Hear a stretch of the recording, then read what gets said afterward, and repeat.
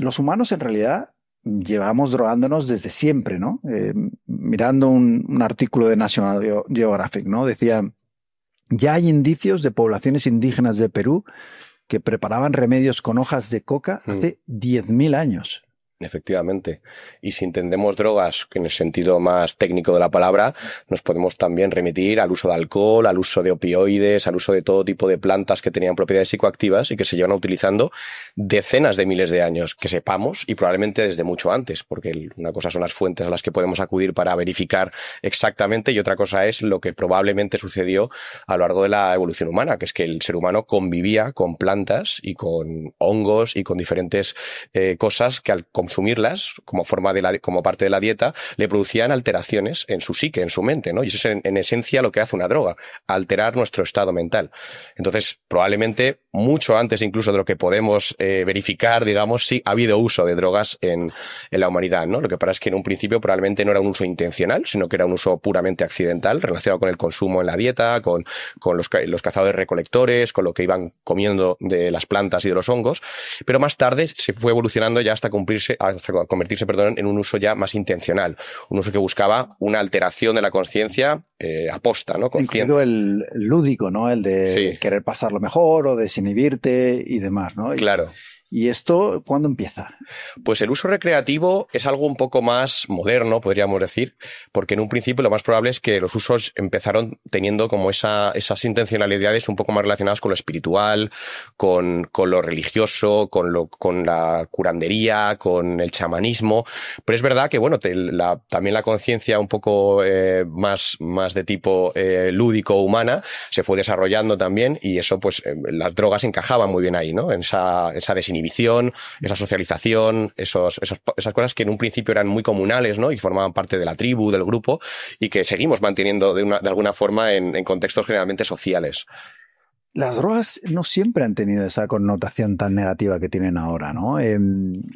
Por ejemplo, el opio, ¿no? En el continente asiático, donde yo fui corresponsal muchos años, el opio fue algo normal. La gente quedaba, pues lo mismo que hoy quedan para tomar una caña, para fumar. Había los fumadores de opio y demás. Y sin embargo, hoy la connotación siempre es, o casi siempre es muy negativa, ¿no? Efectivamente, siempre ha habido un uso que no necesariamente estaba de alguna forma estigmatizado, ¿no? Lo que sucede es que también con el surgimiento, digamos, de la moral actual, de la moral occidental, de la moral cristiana, empezó a verse este tipo de alteración de la conciencia relacionado con determinadas drogas como algo malo, pecaminoso, negativo, pero otras sustancias, como por ejemplo las que estaban asociadas a la propia Eucaristía, ¿no? Como el vino, que se considera la sangre de Cristo en la Eucaristía, no tenían esa connotación negativa. Es decir, que hemos visto cómo las religiones o la moral de las diferentes sociedades castigaba el uso de algunas drogas, pero había otras que no metían el mismo saco, ¿no? Porque las consideraba sus sacramentos, ¿no? O su parte de su identidad. Esto lo podemos ver muchísimo, por ejemplo, en la Amazonía, con el uso de ayahuasca o con el uso de algunas plantas que alteran la conciencia, que se consideran una parte importantísima de la sociedad y de la medicina y de la espiritualidad de esa región, ¿no? En cambio, otras sustancias que vienen de otros lugares se perciben como sustancias mucho más peligrosas, dañinas, y esto mismo nos sucede a nosotros. Desde la óptica occidental, el alcohol lo tenemos muy integrado y nos parece una sustancia, pues, que no es para tanto en muchos casos, o que, bueno, que está emborracharse es casi hasta obligatorio, gracioso y popular, ¿no? Es casi obligatorio. De hecho, siempre se habla mucho de que el alcohol es la única droga que tienes que excusarte si no la vas a consumir muchas veces, ¿no? Y tienes que explicar por qué la vas a consumir y demás, lo cual es muy llamativo, ¿no?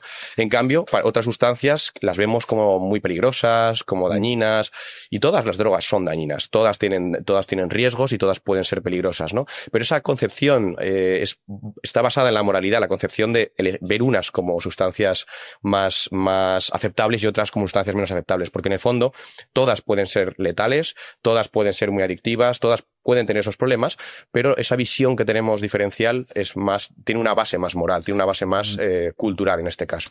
Luego vamos a hablar de las psicodélicas, drogas psicodélicas, que es tu campo, digamos, donde eres un gran experto. Las que más me interesan a nivel de desarrollo. Y curiosamente, una de las cosas que llama la atención del libro Expande tu mente es los beneficios en el tratamiento de trastornos psicológicos y demás. Pero eso vamos a ir después. Sí, para que la audiencia entienda un poco de lo que hablamos cuando hablamos de drogas psicodélicas y todas las demás, se habla de que en general las drogas psicoactivas se pueden dividir con unas 7 familias, ¿no? Que serían las drogas opioides, como las que has mencionado anteriormente, ¿no? Derivadas la mayoría de ellas de la amapola del opio, que se utilizan sobre todo para el tratamiento del dolor, que son muy adictivas y pueden ser bastante letales, dan muchos problemas cuando se utilizan fuera de contextos médicos, ¿no? El caso, por ejemplo, de Estados Unidos ahora con la epidemia de fentanilo, o la epidemia de heroína en España en los años 80. Tendríamos luego las drogas cannabinoides, que son las que se derivan... marihuana y demás. Efectivamente, del cannabis, del THC, CBD. Tendríamos las drogas estimulantes, que son drogas pues, que a día de hoy, por ejemplo, utilizamos casi a diario. Si hablamos de la cafeína, una sustancia que ayuda a la sociedad occidental y a muchas sociedades del mundo a empezar el día, es la droga más consumida del mundo, la cafeína. Pero también entrarían ahí drogas ilegales, ¿no? Como la cocaína, como las anfetaminas, que aunque tienen uso médico, en general su uso pues sigue siendo también ilegal en muchos casos. Luego tendríamos las drogas de la familia de las empatógenas, que son drogas que promueven o estimulan la empatía o los sentimientos de cercanía social. La más famosa de todas ellas es la MDMA, también conocida como éxtasis, una droga que se utiliza mucho en contextos de ocio y que cada vez más se está utilizando también en contextos de trabajo terapéutico para facilitar, curar trastornos relacionados con los traumas psicológicos en las personas, ¿no? El estrés postraumático, llamado así. Luego estarían las drogas psicodélicas, que son las drogas alucinógenas, para que nos entendamos, que se han conocido toda la vida como drogas que inducen estados de alucinaciones, de visiones, de cambios muy potentes a nivel cognitivo, a nivel emocional. Las drogas disociativas, como por ejemplo la ketamina, que se utiliza mucho en cirugía para anestesiar, para hacer que la persona no sienta dolor. De hecho, se desarrollaron muchas de ellas en el contexto de la guerra de Vietnam para intentar facilitar el tratar el dolor de soldados en el campo de batalla.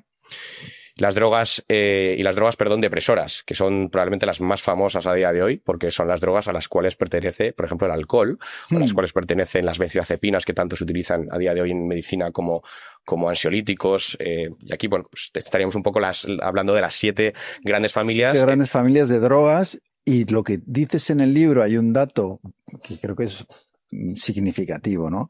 El 80% de las personas tomamos alguna de estas drogas. Sí, lo que pasa es que la mayoría no las identificamos como drogas. Creemos que, bueno, es una cosa que no es... El alcohol, como has mencionado. La cafeína. ¿El tabaco sería una droga? Sí, la nicotina sería una droga porque tiene las características que tiene que tener una droga. Es decir, una sustancia que cuando la introduces en el organismo actúa sobre receptores que tenemos en el sistema nervioso central, o sea, en el cerebro, y son capaces de producir cambios en nuestra psique, ¿no? En el caso del tabaco, la nicotina es una droga estimulante. Lo que pasa es que es verdad que es un estimulante un poco especial porque actúa de manera ligeramente diferente a cómo actúan los estimulantes más convencionales como la cocaína o la cafeína, pero el efecto que produce es un efecto de estimulación ligera, que luego a la larga se puede convertir incluso en un efecto contrario, porque para mucha gente cuando ya tiene una cierta adicción, el tabaco les produce una relajación y puede tener que ver con el hecho de que ya han adquirido, digamos, una habituación a la sustancia que les genera como un bienestar el estar consumiéndola cuando la necesitan, ¿no? Pero realmente es un estimulante.